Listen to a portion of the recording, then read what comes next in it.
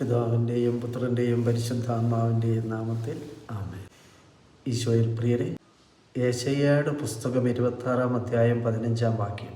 കർത്താവേ, അങ്ങ് ജനത്തെ വർദ്ധിപ്പിച്ചിരിക്കുന്നു, ജനത്തിൻ്റെ വളർച്ച അങ്ങേക്ക് മഹത്വം നൽകിയിരിക്കുന്നു. ദൈവജനമേ, ഈ ലോകത്ത് ദൈവമായ കർത്താവിന് ആദ്യ സ്ഥാനം കൊടുത്ത് ജീവിതത്തെ കെട്ടിപ്പടുത്ത് ദൈവമഹത്വം പ്രസരിപ്പിച്ച് ജനതകളെ നയിക്കേണ്ടവരാണ് ദൈവജനം. യെശയ്യായുടെ പുസ്തകം 48-ാം അധ്യായത്തിൽ നാം വായിക്കും, നീ എൻ്റെ കൽപ്പനകൾ അനുസരിച്ചിരുന്നെങ്കിൽ നിന്റെ സമാധാനം നദി പോലെ ഒഴുകുമായിരുന്നു, നീതി കടലലകൾ പോലെ ഉയരുമായിരുന്നു, നിന്റെ സന്തതികൾ മണൽ പോലെയും വംശം മണൽത്തരി പോലെയുമാകുമായിരുന്നു.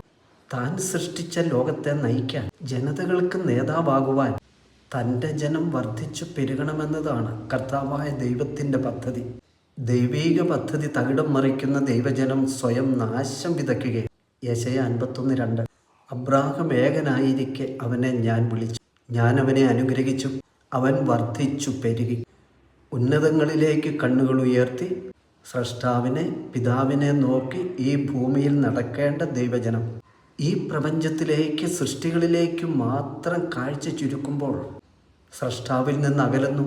ബന്ധങ്ങൾ ബന്ധനങ്ങളായിത്തീരും, കുടുംബ ബന്ധങ്ങൾ അപ്രസക്തമാകും, മക്കൾ അന്യമാകും.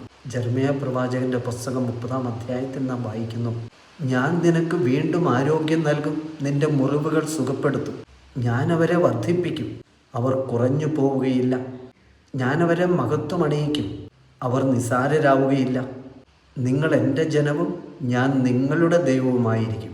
സഹോദരങ്ങളെ, മക്കളാണ് കുടുംബത്തിൻ്റെ അനുഗ്രഹം, ഐശ്വര്യം, രക്ഷ, സമ്പത്ത്, ശക്തി. മക്കൾ കുറഞ്ഞു വരുമ്പോൾ, മക്കളില്ലാതാവുമ്പോൾ സമൂഹം വാർദ്ധക്യത്തിലേക്ക് വീഴുന്നു, കുടുംബങ്ങൾ അനാഥമായിത്തീരുന്നു. സങ്കീർത്തനം 127 പറയുന്നു, കർത്താവിൻ്റെ ദാനമാണ് മക്കൾ, ഉദരഫലം ഒരു സമ്മാനവും. യൗവനത്തിൽ ജനിക്കുന്ന മക്കൾ യുദ്ധവീരൻ്റെ കയ്യിലെ അസ്ത്രങ്ങൾ പോലെയുമാണ്, അവകൊണ്ട് അവനാഴി നിറയ്ക്കുന്നവൻ ഭാഗ്യവാൻ. നഗര കവാടത്തിൽ വെച്ച് ശത്രുക്കളെ നേരിടുമ്പോൾ അവന് ലജ്ജിക്കേണ്ടി വരികയില്ല. വിവാഹം വേണ്ട, ഇപ്പോൾ വേണ്ട, മക്കൾ വേണ്ട, കുറെ കഴിഞ്ഞു മതി, ഇത്ര മതി എന്നൊക്കെ തീരുമാനിച്ച് ജീവിക്കുമ്പോൾ ലോകാരൂപിക്കടിപ്പെട്ട് ദൈവത്തിൻ്റെയും മനുഷ്യരുടെയും ശത്രുവിൻ്റെ ഏജൻ്റായി തീരുകയാണ്. ദൈവജനത്തിൻ്റെ നിലനിൽപ്പും രക്ഷയും അപകടത്തിലാവുകയാണ്. സങ്കീർത്തനം 128 കർത്താവിനെ ഭയപ്പെടുകയും അവിടുത്തെ വഴികളിൽ നടക്കുകയും ചെയ്യുന്നവൻ ഭാഗ്യവാൻ. നിന്റെ അധ്വാനഫലം നീ അനുഭവിക്കും, നീ സന്തുഷ്ടനായിരിക്കും, നിനക്ക് നന്മ വരും. നിന്റെ ഭാര്യ ഭവനത്തിൽ ഫലസമൃദ്ധമായ മുന്തിരി പോലെ ആയിരിക്കും, നിന്റെ മക്കൾ നിന്റെ മേശയ്ക്ക് ചുറ്റും ഒലിവ് തൈകൾ പോലെയും. കർത്താവിൻ്റെ ഭക്തൻ ഇപ്രകാരം അനുഗ്രഹീതനാകും, മക്കളുടെ മക്കളെ കാണാൻ നിനക്കിടവരട്ടെ, ഇസ്രായേലിന് സമാധാനമുണ്ടാകട്ടെ. ദൈവമക്കളെ, സ്രഷ്ടാവും കർത്താവുമായ ദൈവത്തിൻ്റെ സ്വരം ശ്രവിക്കുക, യേശുവിലേക്ക് തിരിയാം, അങ്ങനെ സകല ജനതകൾക്കും അനുഗ്രഹമായി തീരാം. വിശുദ്ധ മർക്കോസിൻ്റെ സുവിശേഷം 10-ാം അധ്യായത്തിൽ ശിശുക്കളെ അനുഗ്രഹിക്കുന്ന യേശുവിനെ നാം കാണുന്നു. അവൻ തൊട്ട് അനുഗ്രഹിക്കുന്നതിനു വേണ്ടി ശിശുക്കളെ അവൻ്റെ അടുത്ത് അവർ കൊണ്ടുവന്നു. ശിഷ്യന്മാരാകട്ടെ അവരെ ശകാരിച്ചു.